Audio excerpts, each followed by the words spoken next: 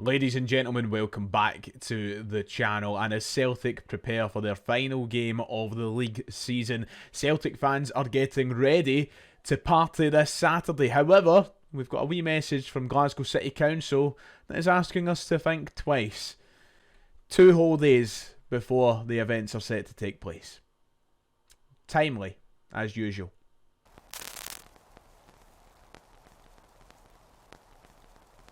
If you haven't already, please make sure to hit like and subscribe. It would be much appreciated as we try and get towards 50,000 subs. It's a bit of a quiet day today, not much to talk about. We're going to recap a lot of what happened last night at Pittodrie, because coming out of that game, there's been high praise for a few Celtic players who we have not seen too often or have only started to see some of. So we are going to talk about that, but before all of that discussion, let's talk about Glasgow City Council and their plea with Celtic fans to avoid any celebrations in the Merchant City on Saturday.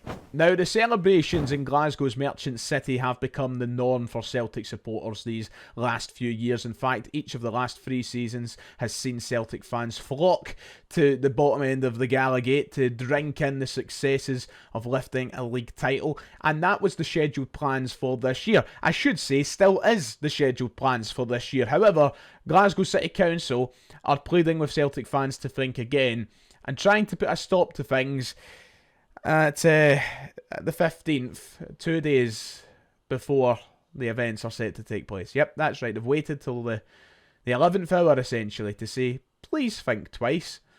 And they're getting told where to go.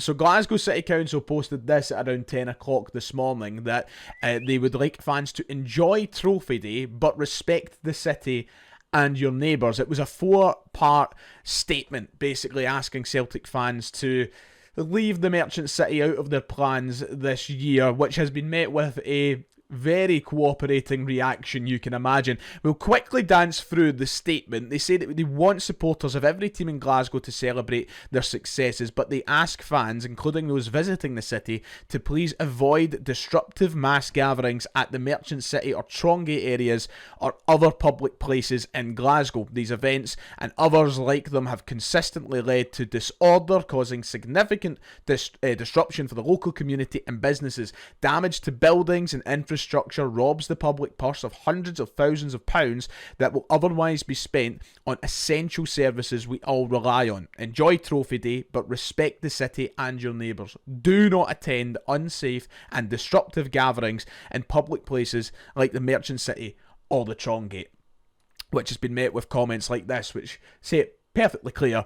Essentially, the council are pissing in the wind. And this is why the Merchant City gatherings have become quite a controversial topic in recent years. A lot of Celtic supporters have been turned off the idea of going because it has turned into a wee bit of a riot. Let's be real, let's be honest for a moment. And that's not me saying that you shouldn't go, not to have fun.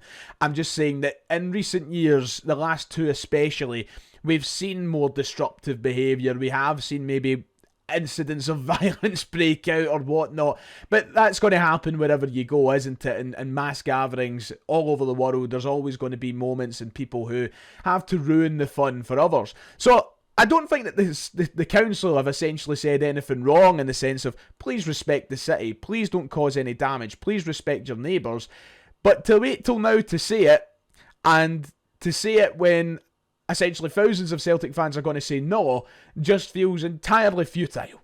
Essentially, the bottom line is this: the council only have themselves to blame. And I think Celtic have a little bit of blame to take in this as well. I don't think that the club are innocent in all of this. The fans are going to be the ones who are constantly called the disruptive ones, the aggressive ones, the ones that are putting a bad name on the city. But at the end of the day, it's a very small minority of fans who go to these events who are smashing up bus stops or getting violent or throwing stuff at people's cars or whatever it might be. It's not the other 10, 15,000 people that are there. It's a very small minority. The council have now had 3 years to realise this is becoming a regular occurrence, especially if the weather's going to be good. Celtic fans are going to gather. So they have had their time. They have had the option to set up a fan zone area, to organise something for Celtic supporters, to make a spectacle out of these sorts of events. And it's something that they could have carried forward no matter who won the league, whether it was Rangers, whether it was Queen's Park or Partick Thistle. There was 3 years worth of evidence to show that the club and the council could have cooperated together to make something work that would have been safer, more organised, and generally better protected, especially when you're trying to run an orange walk in the city on the same day. So the council have basically stuck their head in the sand this entire time, the months leading up to this. It's been very clear that Celtic were going to win the league from as early as November last year. And even if you want to go back to August, it was very clear that either Celtic or Rangers, a Glasgow side, was going to win the league, as is the case every year. So they're the ones who have been ignorant. They can't come out now and plead with Celtic fans not to celebrate their team's success. Glasgow's a very unique city in the sense that we have two massive clubs that regularly get confrontational with each other. You know, it's a well-known fierce rivalry for a reason. But it's one of the only cities on earth that will not, and Scotland's one of the only countries on earth that won't treat their football supporters like other sports. And it won't treat football supporters like other cities would treat their football supporters. We've seen what happened in Newcastle when they won the League Cup. There was a bus parade set up for over 200,000 people. The council cooperated in that. There was safety measures put in place. Things were organised. Always good. Teams regularly have open-top bus parades through cities. When Manchester City win the league, basically every year it happens in Manchester. When Liverpool won the league, it happened for them post-COVID. And it'll continue to happen every time clubs up and down England win titles. It happens over Europe when clubs win their domestic titles or when they win the European Cup. Parades are set up, events are set up, and areas are given to fans to celebrate their team's successes. But this consistently is neglected in Glasgow. So the Glasgow City Council can come out and beg and plead and say respect your neighbours all you like, which I think is a very true message that all Celtic fans should oblige by it. Let's respect the city, let's respect the neighbours.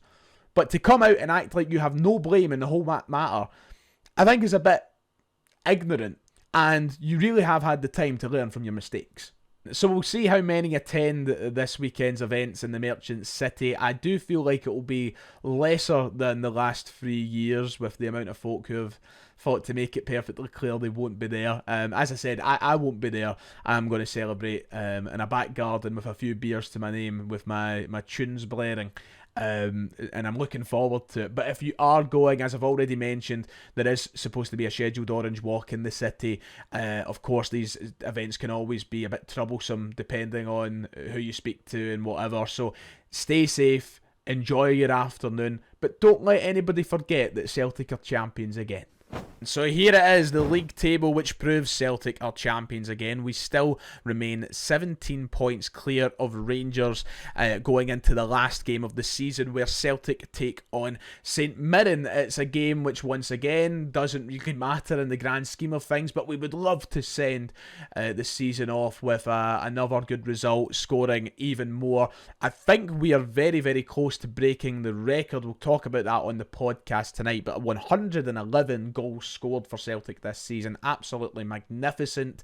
And last night's performance against Aberdeen, another 5 goals with a lot of rotation, and Brendan Rodgers was very pleased with what he's seen, especially towards a couple of players who we need to talk about. Mike Nawrowski is someone who a lot of Celtic fans have been talking about since the conclusion of last night's game. He came back into the Celtic starting 11 and looked as though he should never have been out of the Celtic starting 11 with the way he played. He got the first goal for Celtic last night, and it once again raised the question, what exactly has gone wrong with Mike Nawrowski's Celtic career? I think when all is said and done, if he isn't kept next season, we will always look at Mike Nawrowski and go, I don't get it. I don't understand it. And I feel sorry for the guy to an extent, but Brendan Rodgers spoke about him after last night's game, and he was full of praise for Mike Nawrowski, in fact. So this is what he said. I thought he played well. I thought he played through the lines really, really well, defended well, and obviously he was very dangerous in the box. It was a great header for his first goal. So yes, I was pleased with both centre halves. It was awkward for Austin in the first half because he was blinded a wee bit with the sun on that side. But I thought those two were strong, defended well. The goalkeeper was assured. The two fullbacks were excellent. It was very pleasing. So Mike Nawrowski is somebody who I think should be getting the run out this weekend, whether that's with Cameron Carter-Vickers should he return, whether it's with Austin Trusty again. I think Mike Nawrowski should be in that team, to be quite honest. I don't think he deserves to be dropped. I don't see him starting the cup final. I don't see that happening, but let's give him one more game to really show the manager and show us why we should consider keeping him next season, because he's been nothing but impressive when he's had to play for Celtic this year, when he's been called upon through injuries or whatnot. He's been very, very good. And Chris Sutton made the point last night, maybe he is starting to win over Brendan Rodgers. I don't know. I still have a feeling he'll be gone next season, but never say never.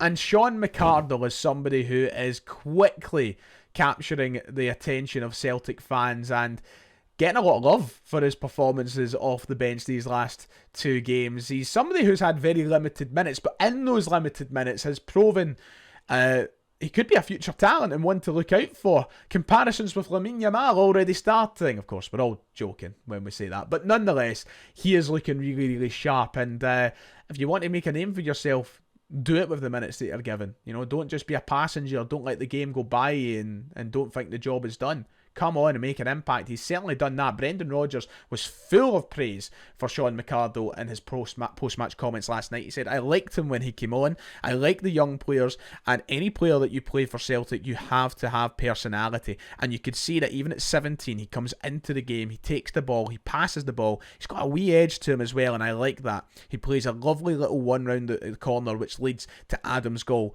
And that's the personality you need to have to play for Celtic. So yes, I was really pleased for Sean, like I was for the team. So yeah, Sean McArdle, the pressure's on, son. We're all looking forward to seeing what you could do. Yeah, I've been delighted to see him come on. It's always great to see any of the younger lads come in and make an impact, no matter how big or small it may be. And I think we'll see him once again this weekend against St Mirren. So yeah, hopefully he keeps his head down. Look, listen, I don't for a second think that any Celtic player would be sitting watching my shitey videos and care what I have to say.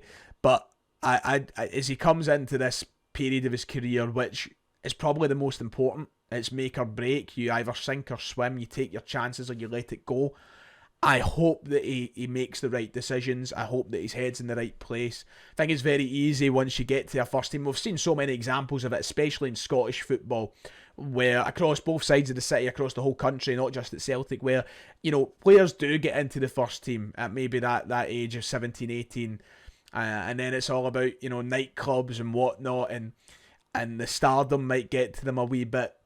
And then they just never build on top of it because they let it get to their head very early on. So I hope that Sean just keeps working harder. By no means enjoy his life as well. You know, football players aren't robots, and I always think it's unfair to see the media lambast players for having a social life. I remember seeing Marcus Rashford at the boxing a couple of weeks ago, and because it was off the back of an Aston Villa defeat, he was getting, you know, drugs abuse in the papers. It's like, the man's allowed to have a life. He's not going to suddenly give back his tickets that he had booked for the boxing because Aston Villa got beat. So by no means he deserves a social life, and he should have a very good social life. But while also, you know, taking this opportunity and working with it and continuously getting better so that he could be a star for Celtic in the future. Because if the first 2 games that we've seen him in are anything to go by, there's certainly a player in there, and I would love to see that develop. Right, that does it for today. If you have enjoyed, please make sure to hit like and subscribe. We'll be filming the Celtic the Thunder tonight ahead of our final league preview of the season, so check that out tomorrow. Until then, take care of yourself, God bless, and I'll see you all next time.